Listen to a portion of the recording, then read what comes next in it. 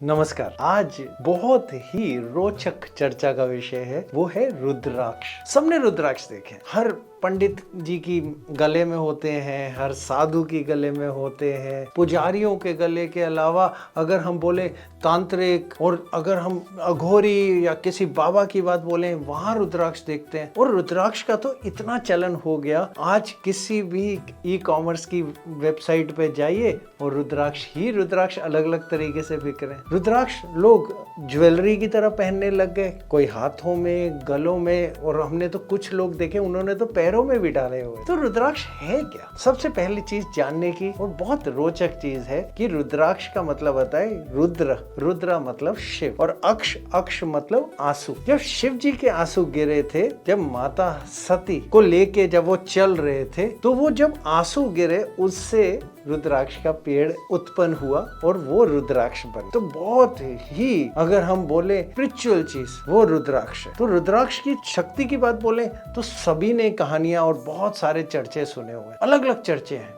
रुद्राक्ष ऐसे देखा जाता है, रुद्राक्ष डूब जाता है, पानी में नहीं तैरता है, रुद्राक्ष को हाथ में पकड़ो तो वो घूमने लग जाता है दो सिक्कों के बीच में, उसमें बहुत सारी एक मैग्नेटिक ऊर्जा होती है, पता नहीं बहुत सारे किस्से हैं। तो सबसे पहले हम आपको बताएं, रुद्राक्ष जो आराम से मिलते हैं और जो हर जगह से आपको जाने भी जाते हैं, जिस तरह से रुद्राक्ष अगर हम बोले तो वो 1 मुखी से लेके 21 मुखी तक होते हैं, लेकिन 22 मुखी भी मिल जाता है और 23 मुखी भी मिल जाता है। लेकिन अगर हम बोले कि कहां से मिलता है और क्या होता है, तो रुद्राक्ष जो उगने की बात आती है वो आती है हिमालय में, दूसरी उगने की बात आती है नेपाल में, तीसरी उगने की बात आती है हमारे दक्षिण भारत में यानी साउथ इंडिया में, और उसके अलावा इंडोनेशिया में। तो ये एक पेड़ है। पेड़ का अगर हम बोले ड्राई फ्रूट जो हम खाते भी हैं जिस तरह से, लेकिन वो ड्राई फ्रूट के अंदर की जो सीड होती है जब वो सूख जाती है, सूखी हुई जो हम सीड की बात बोले या बीज जिसे हम कहते हैं, वो रुद्राक्ष है। तो हम छीलते हैं खाल तो अंदर से निकलता है रुद्राक्ष। जब हम छीलते हैं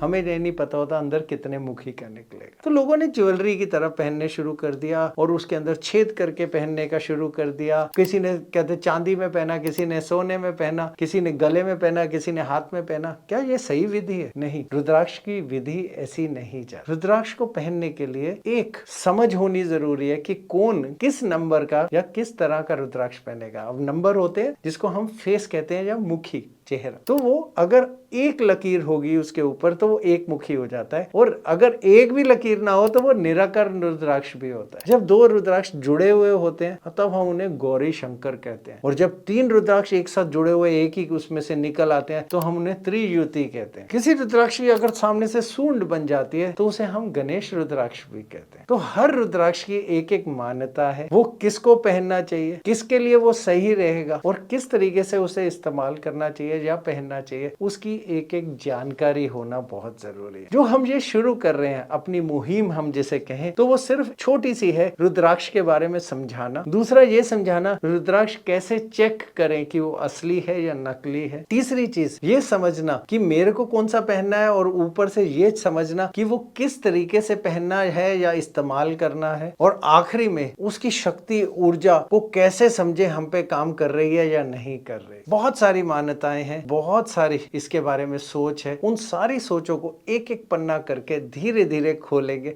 धीरे धीरे समझेंगे, और आपको हर मुखी के हिसाब से हर एक एपिसोड में हम आपको बताते जाएंगे कि रुद्राक्ष का कौन सा मुखी किसके लिए होता है, कैसे चेक किया जाता है, कैसे उसकी ऊर्जा को अपने साथ में जोड़ा जाता है, और कैसे उससे हम बेनिफिट या उससे हम अपने लिए अच्छाइयाँ या अच्छी चीज़ें निकाल सकते हैं। क्या करना चाहिए, क्या नहीं करना चाहिए, दोनों के ऊपर हम चर्चा करेंगे, हर एक रुद्राक्ष के बारे में एक एक करके।